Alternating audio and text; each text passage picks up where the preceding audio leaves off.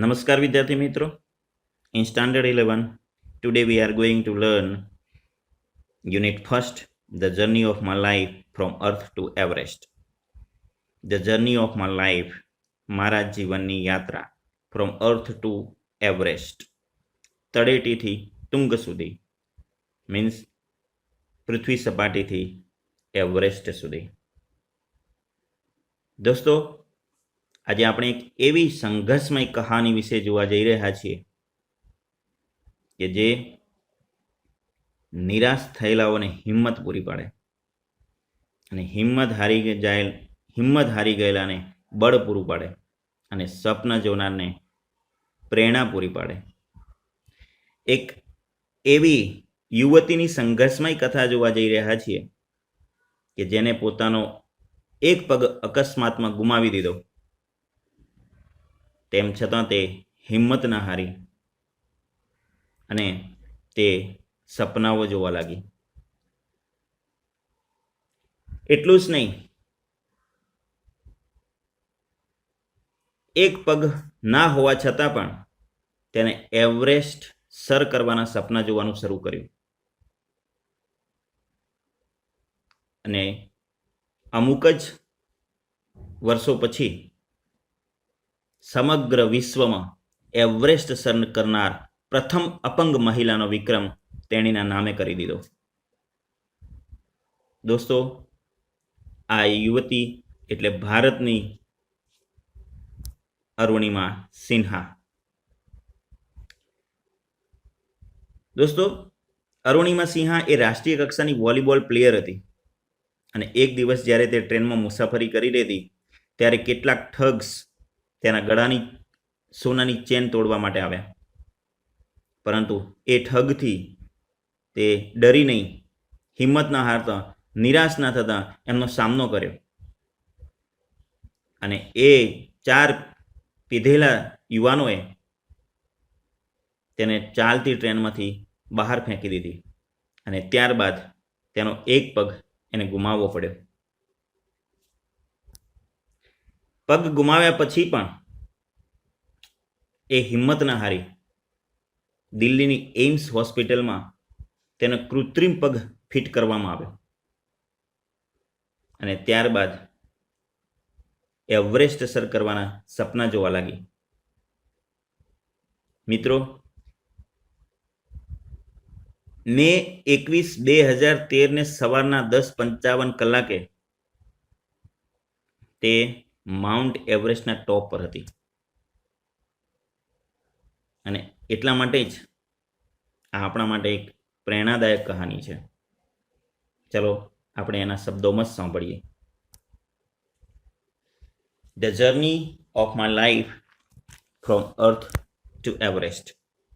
મારા જીવનની યાત્રા તળેટીથી તુંગ સુધી.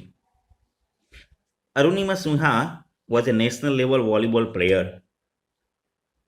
અરુણિમા સિન્હા એ રાષ્ટ્રીય કક્ષાની વોલીબોલ પ્લેયર હતી. When she was traveling on a train, some thugs tried to snatch her golden chain. જ્યારે તે ટ્રેનમાં મુસાફરી કરી રહી હતી, when she was traveling on a train, some thug tried to snatch her golden chain.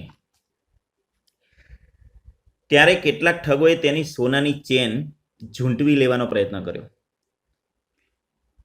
Snatch એટલે ઝૂંટવી લેવું.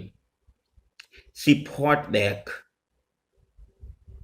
તે તેમની સામે લડી, but was thrown out of the speeding train. પરંતુ ચાલતી ટ્રેનમાંથી તેને ફેંકી દેવામાં આવી. was thrown એટલે ફેંકી દેવું. was thrown out of the speeding train and lost her left leg. અને એ સમયે તેને પોતાનો ડાબો પગ ગુમાવ્યો. This happened when she was 24.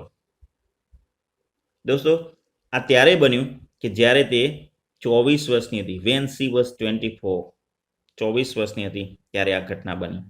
However, this accident never affected her spirit. છતાં આ અકસ્માતે તેના જુસ્સાને ક્યારેય અસર થવા દીધો નહીં. This accident never affected her spirit. આ અકસ્માતે તેના જુસ્સા પર કોઈ અસર પાડી નહીં. This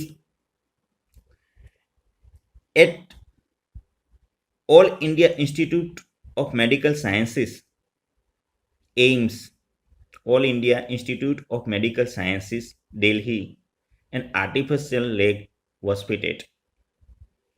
દિલ્હીની એઇમ્સ હોસ્પિટલ એટલે કે એનું full form all India institute of medical science દિલ્હીની અંદર આવેલી છે કે જ્યાં એને એક આર્ટિફિશિયલ લેગ ફિટ કરવામાં આવે. આર્ટિફિશિયલ મીન્સ કૃત્રિમ પગ ત્યાં એને ફિટ કરવામાં આવ્યો દિલ્હીની એઇમ્સ હોસ્પિટલમાં. અ યર લેટર, એક વર્ષ પછી, she was retrained as a mountaineer, અને એક જ વર્ષ પછી, એના પગ ગુમાવ્યાના એક જ વર્ષ પછી she was retrained as a mountaineer, તેની એક વર્ષ પછી માઉન્ટેનિયર એટલે પર્વતારોહક, પર્વત પર ચડનારની ટ્રેનિંગ શરૂ કરવામાં આવી.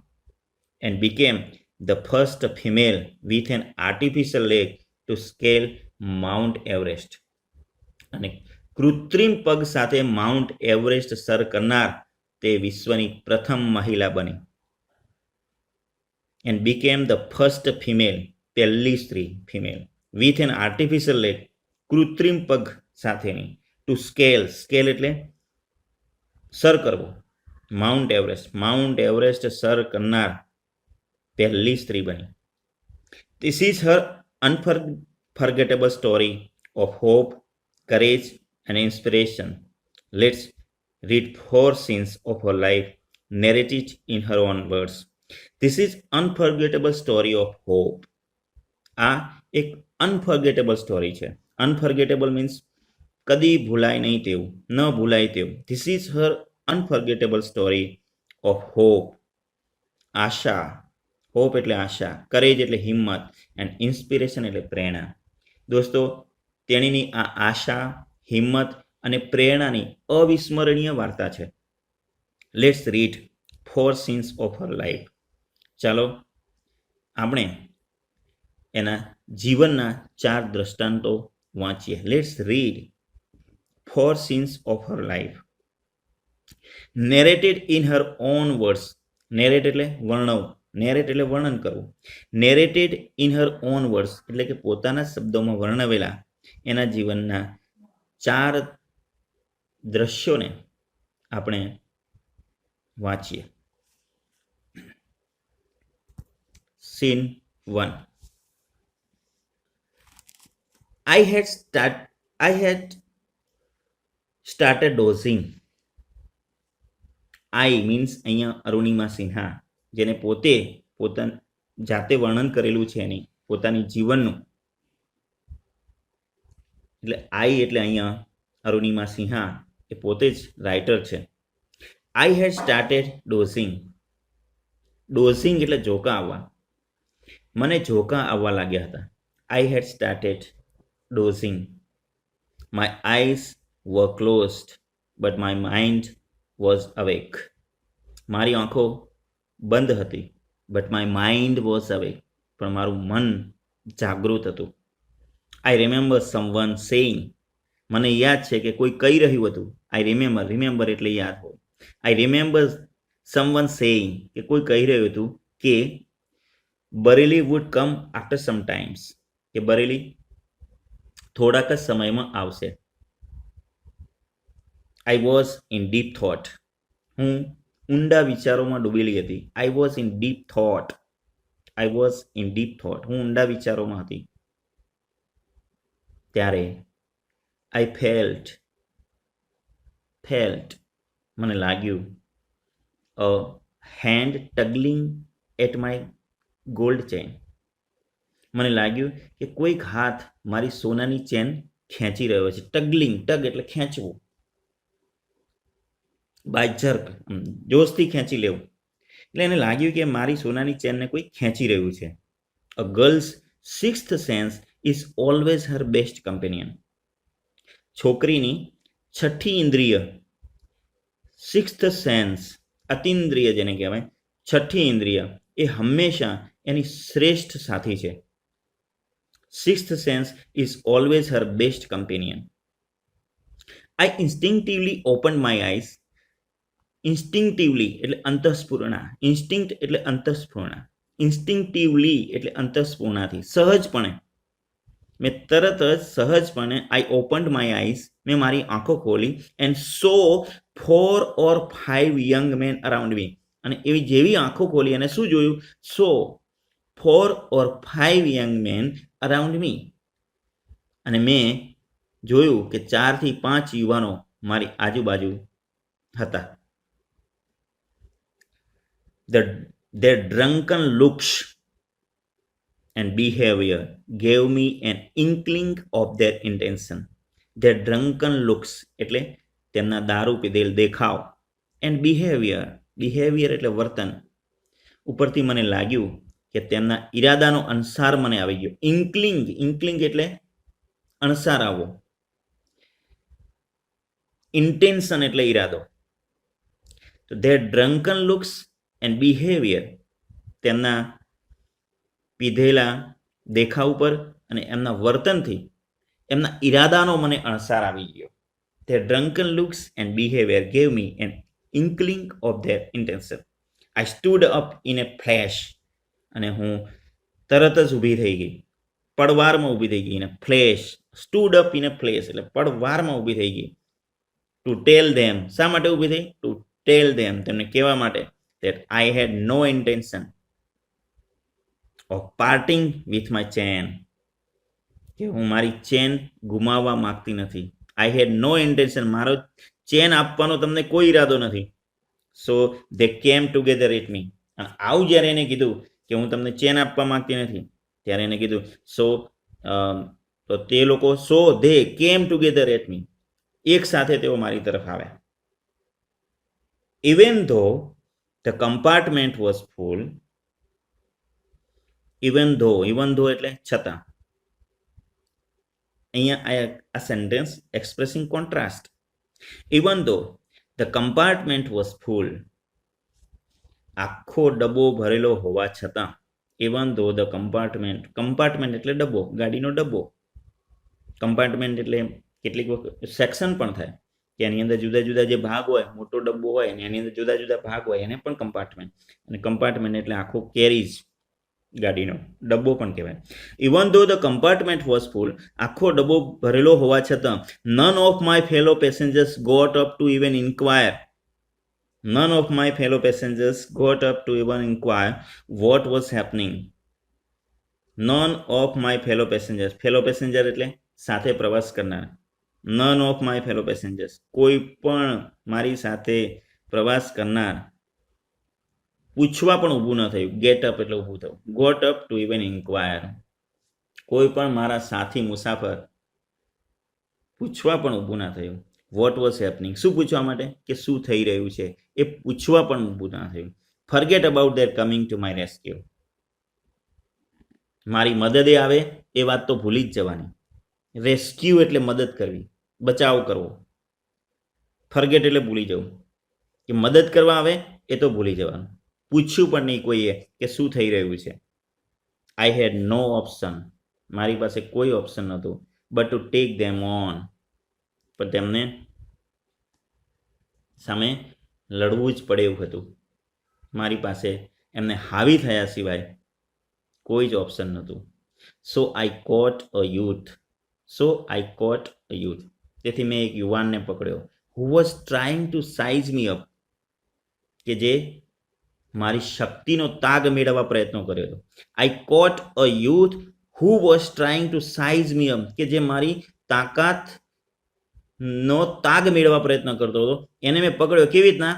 આઈ caught a youth by his collar, એને કોલરથી પકડ્યો, અને પુશ્ડ હિમ બેક, અને એક ધક્કો માર્યો પાછો. I kicked a couple of others, અને બીજા લોકોને તો મેં લાત મારી દીધી. An exceptional battle had begun inside the train on the move, અને ત્યાર પછી એક અસામાન્ય લડાઈ શરૂ થઈ. એક્સેપ્શનલ બેટલ એટલે લડાઈ, અસામાન્ય લડાઈ. એક્સેપ્શનલ એટલે અસામાન્ય, બેટલ એટલે લડાઈ. એક અસામાન્ય લડાઈ had begun inside the train on the move, ચાલતી ટ્રેનની અંદર એક અસામાન્ય લડાઈ શરૂ થઈ. The wolves વૂવ્સ, વૂવ્સ એટલે વરવો, અહીંયા એ ઠગ્સ માટે વપરાયેલો શબ્દ છે. The wolves made another attempt, તે લોકોએ એક બીજો પ્રયત્ન કર્યો ટુ સ્નેચ માય ચેન, મારી ચેન ખેંચવાનો તે લોકોએ બીજો પ્રયત્ન. The wolves made another attempt to snatch my chain. Wolves એટલે વરુ, અને એ વરુ શબ્દ અહીંયા પેલા ઠગ્સ માટે વપરાયેલો છે કે વરુની જેમ એના ઉપર ત્રાટક્યા હતા. The wolves made another attempt, attempt એટલે પ્રયત્ન, એક બીજો પ્રયત્ન શરૂ કર્યો. The wolves made another attempt to snatch my chain, snatch એટલે ખેંચવું, મારી ચેન ખેંચવાનો તેમને બીજો એક પ્રયત્ન કર્યો. સ્ટીલ આઈ રેસિસ્ટેડ, તેમ છતાં હું એમનો પ્રતિકાર કરતી રહી. રેસિસ્ટ એટલે પ્રતિકાર કરવો, સામનો કરવો. સ્ટીલ છતાં, સ્ટીલ એટલે છતાં, સ્ટીલ આઈ રેસિસ્ટેડ, છતાં હું એમનો પ્રતિકાર કરતી રહી. Until one of them driven by a frenzy gave me an extra head kick.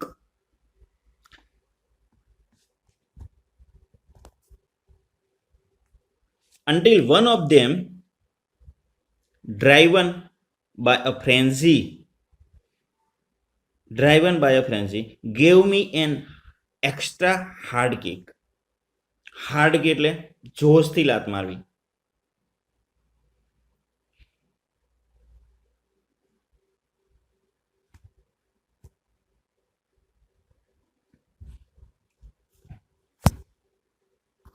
તેમાંના એક વ્યક્તિએ તેને પૂરી તાકાતથી, until one of them driven by a frenzy gave me an extra hard kick, તેમાંના એક વ્યક્તિએ પૂરી તાકાતથી મને એક જોરદાર લાત મારી, ત્યાં સુધી હું તેમનો પ્રતિકાર કરતી રહી. until one of them driven by a frenzy gave me an extra hard kick using all his force. Using કેવી તાકાત, એનો આખી તાકાતનો ઉપયોગ કરીને તેને મને જોરદાર કિક મારી, જોરદાર લાત મારી, અને એના કારણે ઓફ બેલેન્સ, હું સંતુલન ગુમાવી ગઈ અને હું મારી મૂળ સ્થિતિમાં આવી શકી નહીં. And I could not recover in time, અને હું મારી મૂળ સ્થિતિમાં આવી શકી નહીં. I literally flew out of the train, હું ખરેખર ટ્રેનમાંથી ફેંકાઈ ચૂકી હતી. I literally flew out of the train, still holding my mobile phone, છતાંય મારો મોબાઈલ ફોન મારા હાથમાં જ હતો. Still holding my mobile phone. I was mid air when I flew right into another train moving on the next track.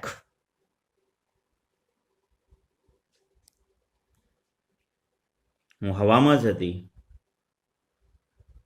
I was mid air, હું હવામાં જ હતી, અને ત્યારે ત્યાંથી બાજુના પાટા પરથી પસાર થતી ટ્રેન સાથે અથડાઈ. When I flew right into the another train moving on the next track, my body hit the moving steel. મારું શરીર તે ટ્રેનને અથડાઈ. માય બોડી હિટ, હિટ એટલે અથડાવું. My body hit the moving steel, મારું શરીર તે ટ્રેનને અથડાઈ. મારી ટ્રેન પર પાછું ફેંકાયું.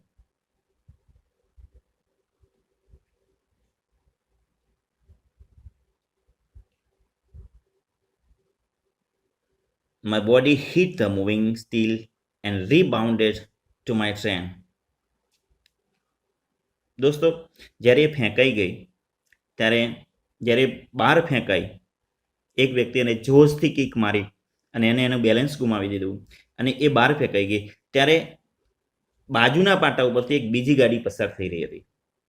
અને બીજી ગાડી જ્યારે પસાર થઈ ત્યારે એની સાથે બીજી ગાડી સાથે એ ભટકાઈ, અને બીજી ગાડી સાથે ભીટકાઈ અને પાછી એ એની ગાડી તરફ આવી. એટલે એક ગાડીથી બીજી ગાડી આ રીતના એ અથડાયા કરી થોડા સમય માટે, રાઈટ. તો my body hit the moving steel and rebounded to my train, એટલે કે પાછું મારી ટ્રેન તરફ હું ભટકાઈ. અને ધીસ પિંગ પોંગ, અને આ જે સ્થિતિ છે એને પિંગ પોંગ કહેવાય. એક જગ્યાએથી બીજી જગ્યાએ ફંગોળાવવું, આ ટ્રેનથી ભટકાઈ આ ટ્રેન તરફ ફંગોળાવવું, આ ટ્રેનથી ભટકાઈ આ ટ્રેન તરફ. This is the ping pong situation. અને એ થોડીક સેકન્ડ માટે જ ચાલ્યું, અહીંથી અહીં સ્પીડમાં તો this ping pong must have continued for several seconds. કે કદાચ આ જે એક જગ્યાએથી બીજી જગ્યાએ ફેંકાવાની જે સ્થિતિ છે એ થોડી સેકન્ડ માટે ચાલ્યું હશે બિફોર ગ્રેવિટેશનલ ફોર્સ પુલ્ડ મી ડાઉન. એટલે કે ગુરુત્વાકર્ષણ બળથી હું નીચે ના પડું એ પહેલા થોડાક સેકન્ડ માટે હું અહીંથી તઈ ફંગોળાવાનું ચાલુ રહ્યું. Despite my efforts my left leg fell on the track. Despite એટલે છતાં. એક્સપ્રેસિંગ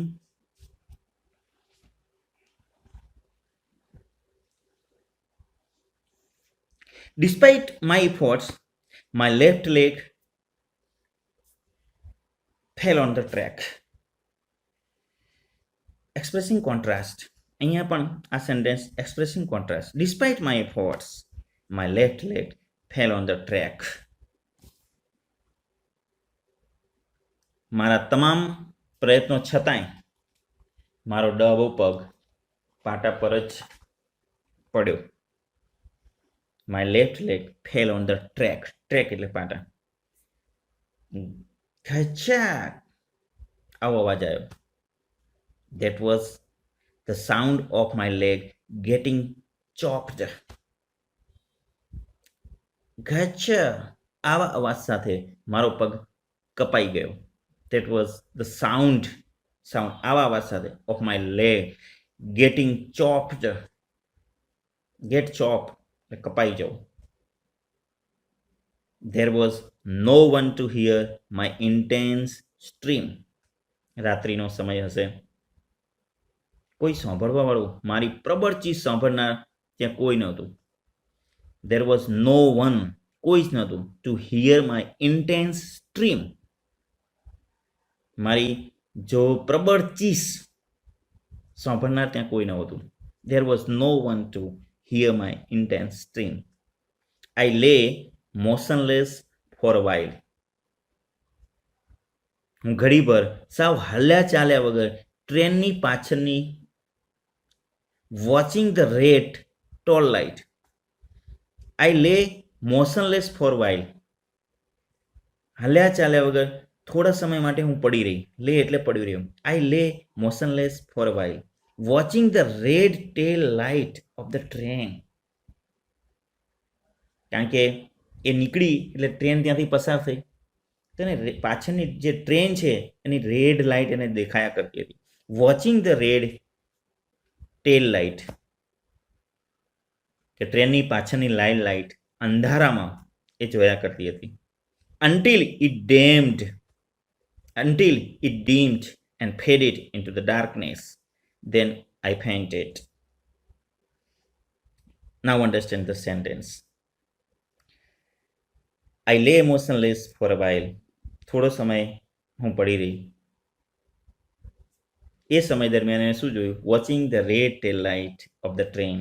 જે ટ્રેન પસાર થઈ ગઈ અને એની પાછળની જે લાઇટ છે લાલ લાઇટ એ એને દેખાઈ રહી હતી. ક્યાં સુધી દેખાઈ રહી હતી? તો until it dimmed કે જ્યાં સુધી એ મંદ ના થઈ જાય, ઝાંખી ના દસી જાય, and faded into the darkness અને અંધારામાં એ દેખાતી બંધ થઈ જાય. ફેડ એટલે ધીરે ધીરે ધીરે ધીરે ધીરે દેખાતું બંધ થઈ જાવ. Watching the red tail light of the train until I dimmed and faded into the darkness, then I fainted. અને પછી હું મૂર્છિત થઈ ગઈ. ફેન્ટ એટલે મૂર્છિત થઈ જાઉં. then I fainted. This is the one scene of her life. Okay, thank you.